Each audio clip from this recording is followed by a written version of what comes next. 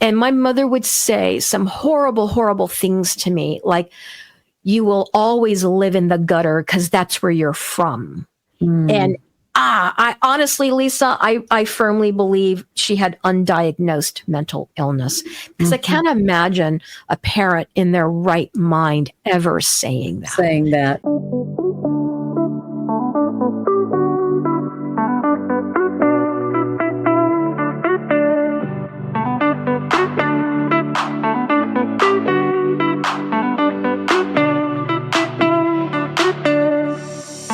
Welcome to the Diary of a Discarded Daughter. I am your host, Lisa Schaefer. I'm also the founder of Christian Drama Queen Solutions, and I'm glad that you're here today. Today we're going to talk to Stacy Echeverria. I'm not going to pronounce that correctly. Echeverria. She's a pastoral counselor, and she has a lot to say about finding a way to forgive, which, as many of you know, is kind of the crux of my ministry here with a Diary of a Discarded Daughter. And we're also going to hear a little bit about her own story and how applying the need to forgive into her own life has made a huge impact on her life, her marriage, and of course, on her ability to help other people. So here we go.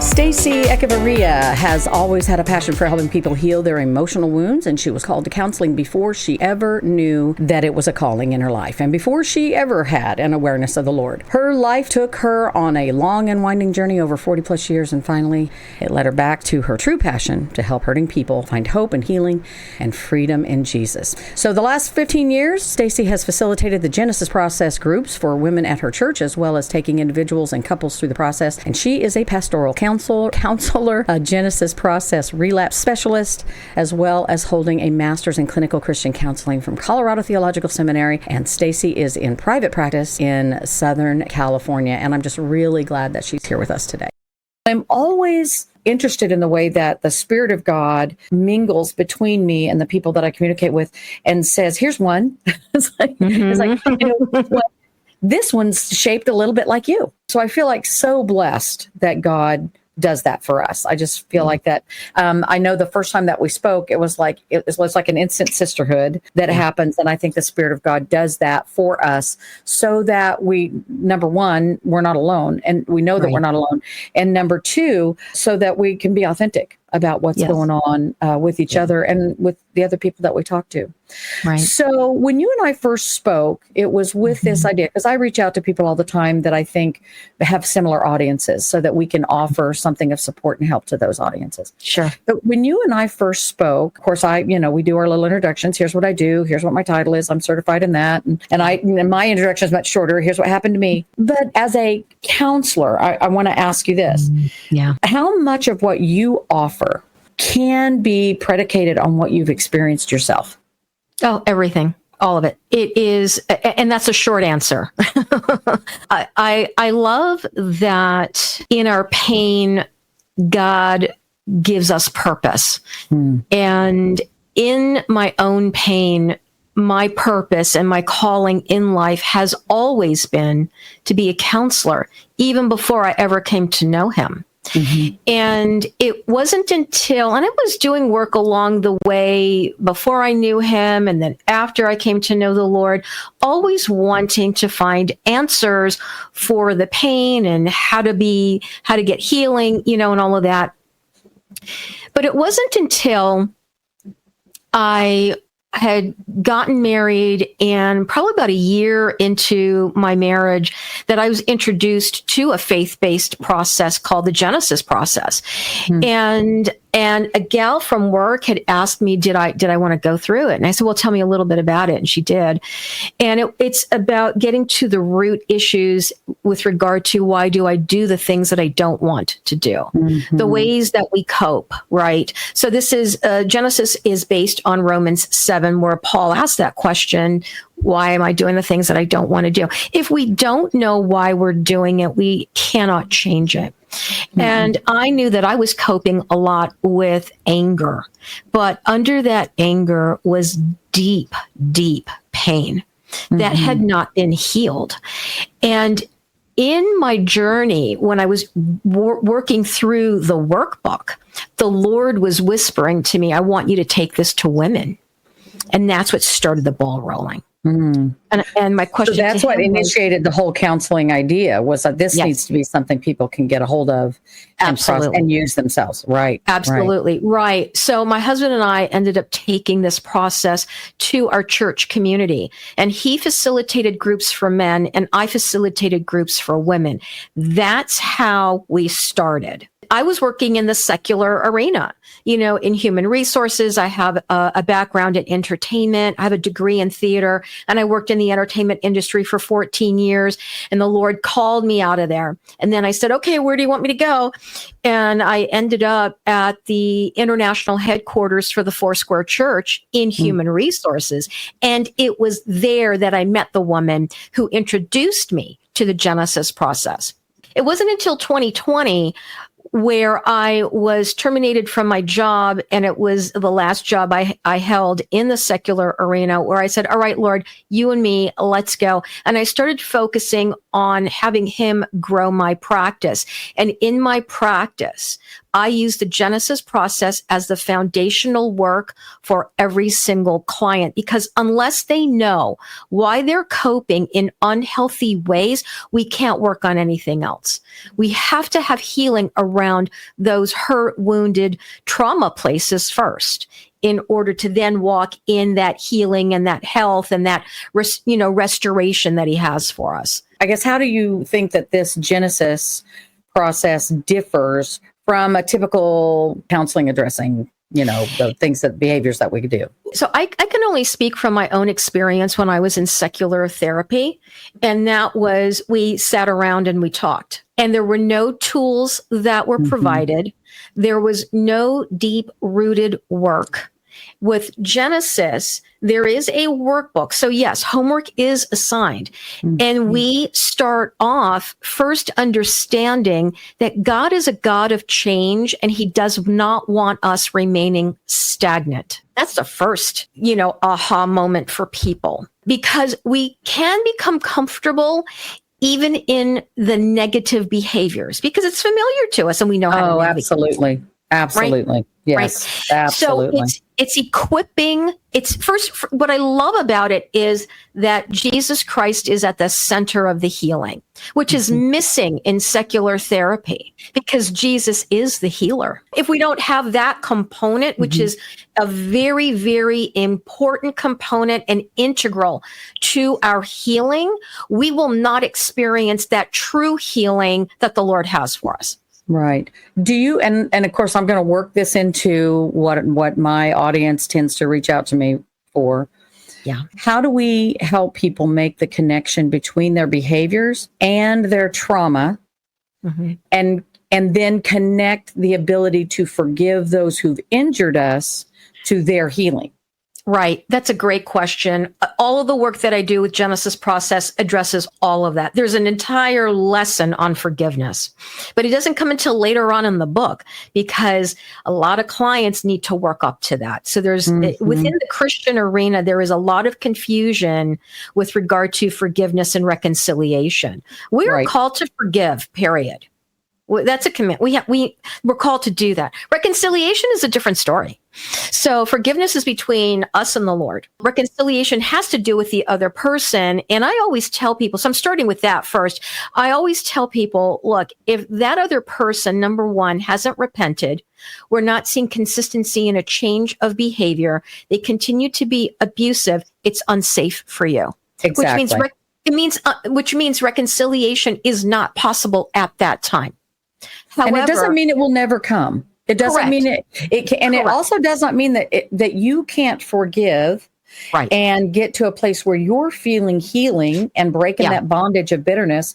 You can do that without placing yourself in pain and suffering. I will tell you, one of the things that frustrates me to no end is, and I think you and I maybe even talked about this, is this idea that women who have been beaten and abused in the church by their spouses Yeah. or women who have suffered through an adulterous relationship. Their husband's had an adulterous affair.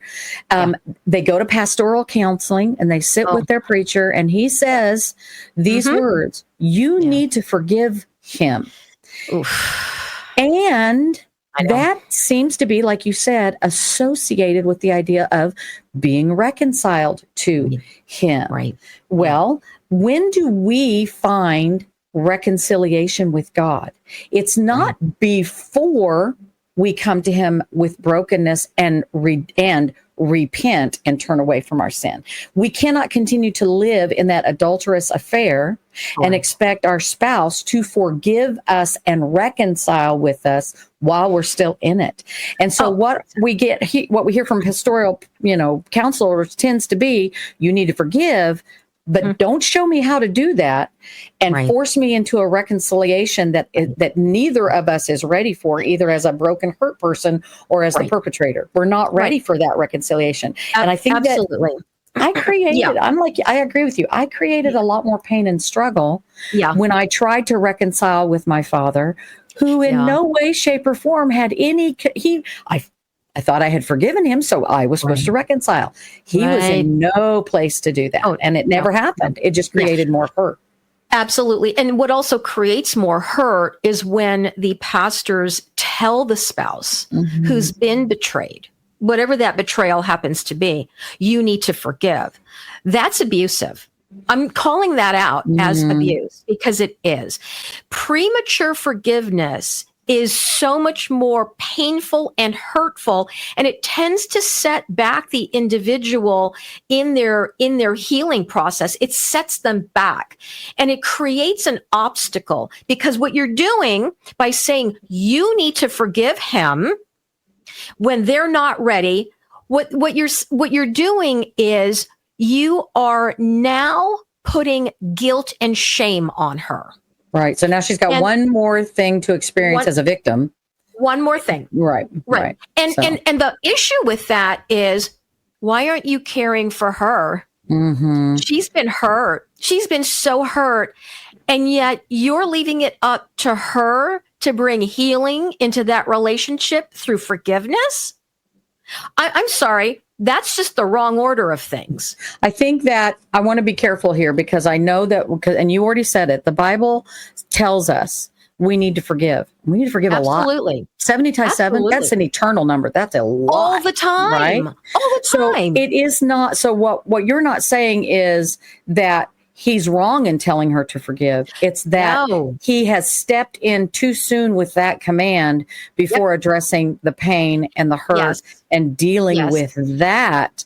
And you're right, because I know in my own Bible study, I start with all of the things that came before I got to the place I could forgive. It was that those feelings of being unloved and unwanted and uncherished and all of that. That had to be dealt with first. Absolutely. Before I could get to, because you're not ready. Your heart's not ready for that. Just to say, you know what? I'm going to let you go. It just doesn't work that way. Right. And so when I have a betrayed spouse sitting in front of me and she's like, I know I'm supposed to forgive, but I can't right now. And I said, that's okay. That's okay. Yeah. That is really okay. Yeah. Let's care for your heart, because it's broken. It's wounded. It's bleeding. And look, you will get there when you get there. And I will take it at whatever pace you want to go. So they get to determine that. But eventually, yes, forgiveness needs to happen. Why? Because when we hold on to forgiveness, we're giving that other person, the perpetrator, the power to make us feel in a way that we're not wanting to feel. So let's take the power back. Let's begin one step at a time. Every single day, be intentional about forgiving. Don't give the enemy any foothold into that. So there's spiritual warfare that goes on with that too. Sure. So I deal, a lot with that, but that comes further down the road, because I need to meet them where they are at. It isn't about where I want them to be in their journey.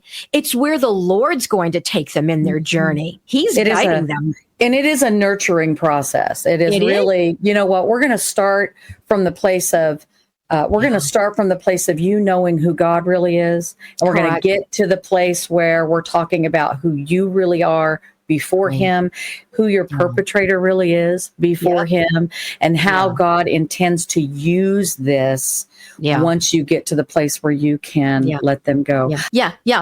I want to go back to your question with regard to the trauma and the healing and, that process and introducing all of that. It's, getting their toes into the water, if you will, dipping the toe, because I have to read and be very aware of, is my client ready? And I'll know if they are. Is my client resisting? And I'll know if they are. Or do they need to build capacity to do this very hard work of healing? So depending on what I am seeing, I have to be really sensitive as to, all right, how will they be guided in this? A lot of the times, and this was such a wonderful thing that I learned from another counselor through some training that I took. And he said, not every client who seems to be, they seem like they're resisting it, or they're being difficult, or, they're not ready for it. He was the one that said, maybe they don't have the capacity. And that was mind blowing for me. It really is a little bit like eating meat when you can only tolerate milk, right? Exactly. Very exactly. Similar. So it's all right. So, and I tell my clients, I'll go at the pace that is comfortable for you. I'm not going to move you faster than you're ready to go or slower than you're ready to go. I always want their input. How's this going for you? Give me some feedback so I know how to pivot with them.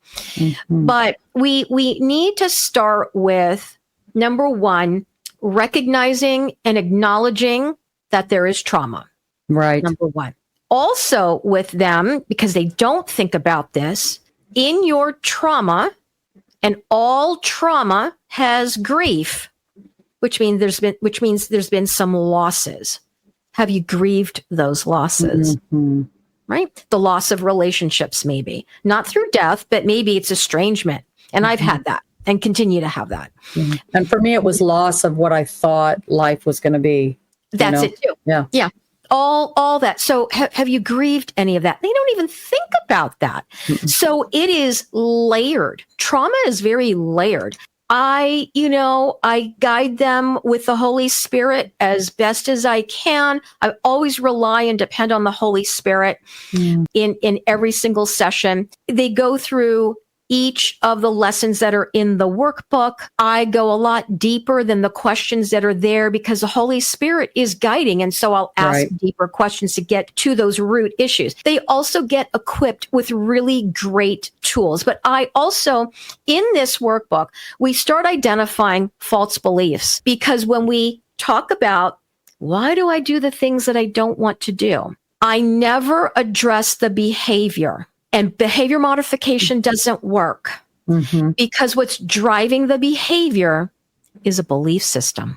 Agreed. That's exactly where I start too in my studies. Is we have to start with all the lies that we have accumulated, and they have formed our personality or our dependence upon whatever it is that we're self-medicating with or whatever. Correct. So we're first of all, you and I are going to have to do more than one podcast. There's no doubt in my mind. But I want to talk about you specifically, because the title of my podcast is Diary of a Discarded Daughter.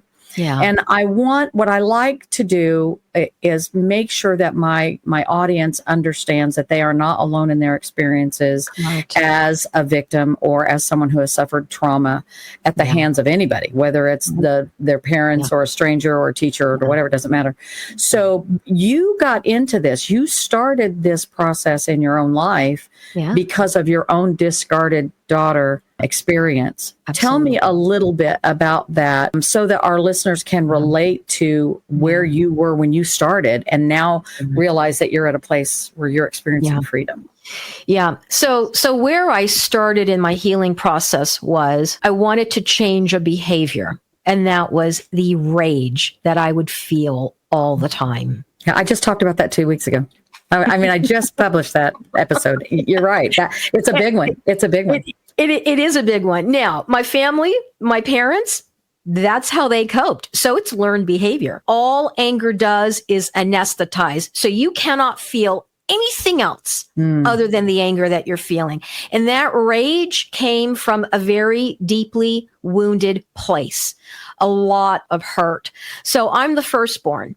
And I have a younger brother, and my mother favored my brother over me. I never felt wanted. I never felt loved by her. Now, it was really interesting last night, Lisa, when I was in bed trying to go to sleep. The Lord reminded me, I want you to consider your own parents' stories. Ooh. Oh. Victims raising victims. Yes. Yeah. Just discarded sons and daughters. A discarded. My dad was discarded. My mother was. They're both deceased. So I don't know the nitty gritty of things, but I know that my mother was orphaned at 9 and she was placed in an orphanage. She had older siblings that did not take her in.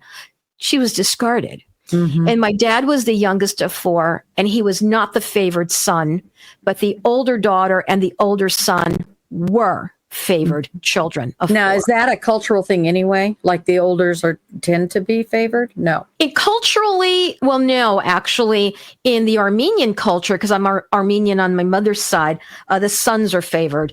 On the Jewish side, I think the sons are favored more, but yet it was the older son and the older daughter that were. Now, I don't know why. And it was interesting because my grandparents always remembered my brother's birthday, but not mine. So there you have it. But it was, I could never be enough.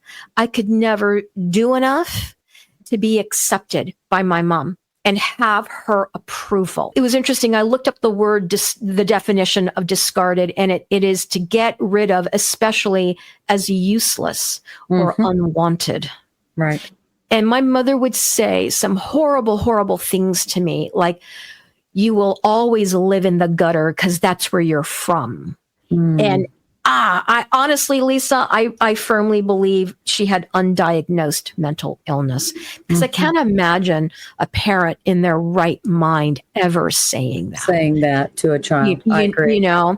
And I'll just tell you, I can relate to that a little bit. My dad actually told me on his deathbed, after years of abandonment and deception, he created, last I heard, there were 9 of us with 9 different women.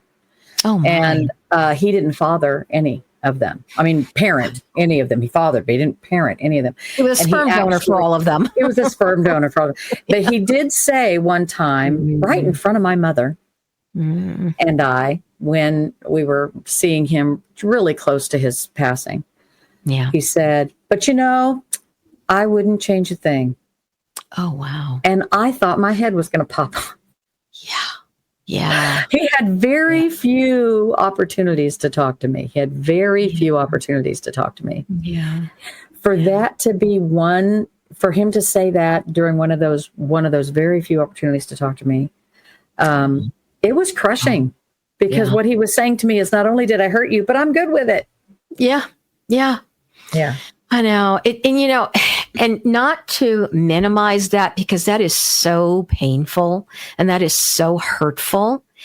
It also makes me wonder, who in the world hurt him? Right. Because that is coming from a very deep place of pain as well. And I think you're right. I think when you say something about mental illness, maybe being, because the only thing, when I look back at the levels of deception in his life and the things that he did in his life, I have to wonder, you were just not maybe well. I mean, yes, you were probably victimized too, but I'm wondering about, traumatic head traumas and things like, who knows? Yeah. All sorts of things. Right. And yet, while we can have an understanding of that to try to make sense of why a parent would be that way, I'm always of the mindset, get some help. But if they're not wanting the help, there isn't anything that you can do to change anything. You cannot fix that. And you still have that mandate from the Lord that says, but I still need you to forgive. So, tell me, I'm not going to ask about reconciliation first. I'm going to ask about forgiveness first.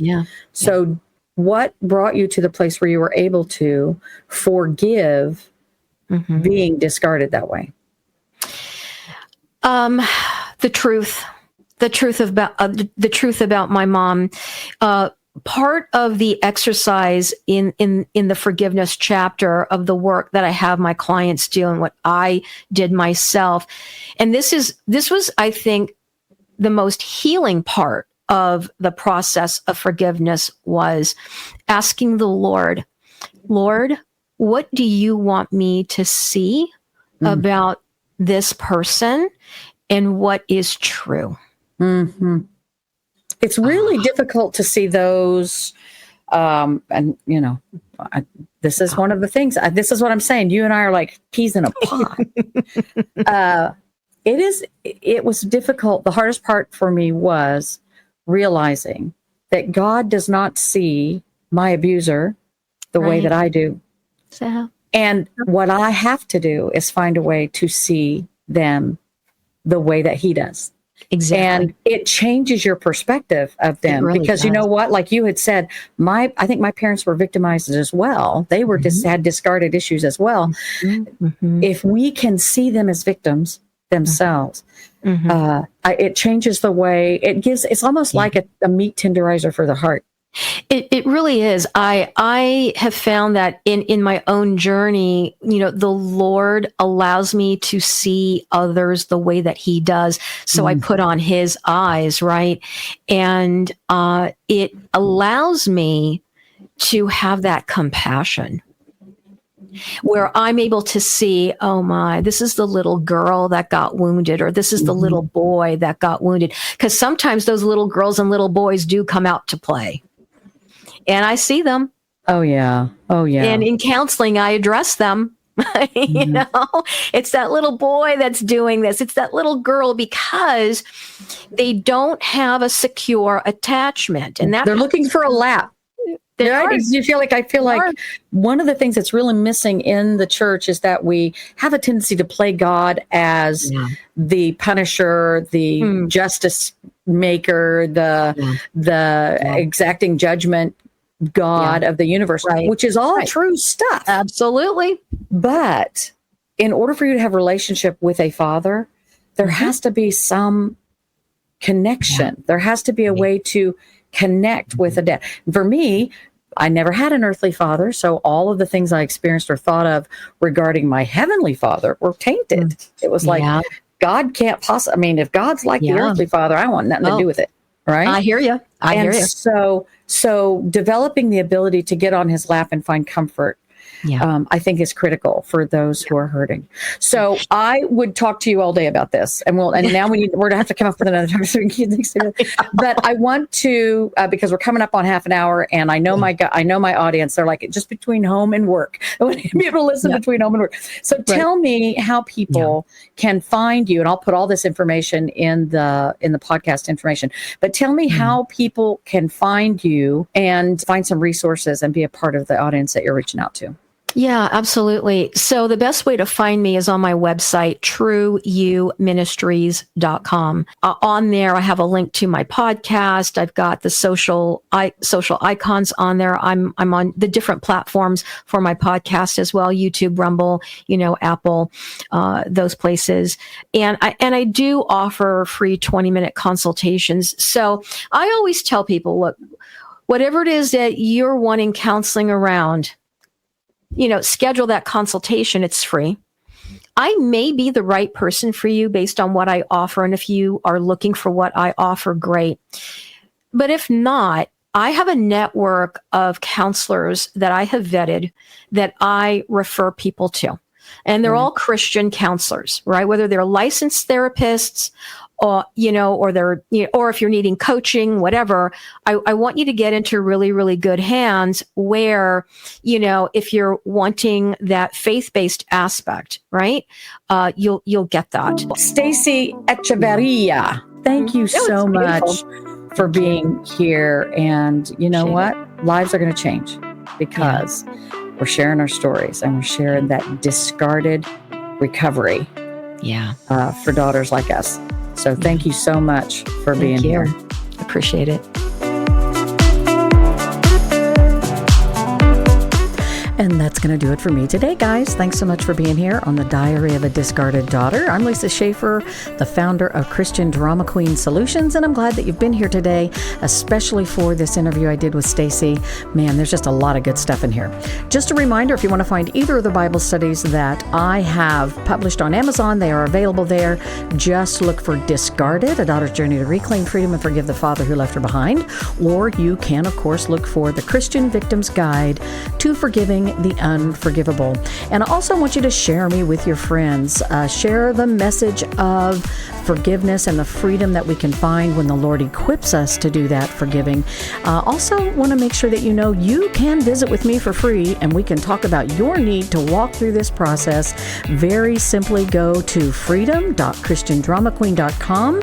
Sign up for some free resources there. I will communicate with you there in email, or you can also simply go to calendar.christiandramaqueen.com and request a 30-minute consultation. It'll be free, and we'll just pray together and we'll talk about whether or not it's time for you to start breaking that bondage of bitterness and find the freedom through forgiveness.